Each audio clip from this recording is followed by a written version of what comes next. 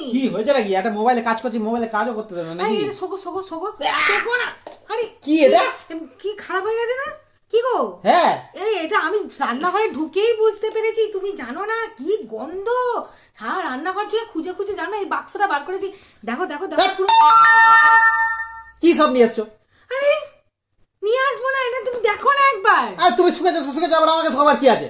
ও বাবা, মানে তুমি তো মহা ছল চাতুরি লোক গো। যখন ভালো কিছু হয়, ভালো রান্নার গন্ধ বেরোয়, তখন দৌড়ে দৌড়ে শুকতে যাও। এখন বাজে হয়ে গেছে বলে তখন আমি বলছো না তোমাকে শোকাবো না, তাকে রাস্তার লোককে গিয়ে শোকাবো? অদ্ভুত কথাবার্তা। কাকে শোকাবো? ভালো হলে তখন সবকিছু ভালো, ভালোটা করবো, ভালোটা পাবো, খারাপ পাবো না। না কি নেবো, তুমি শোকা না। কি আশ্চর্য না, শোকো তুমি একবার।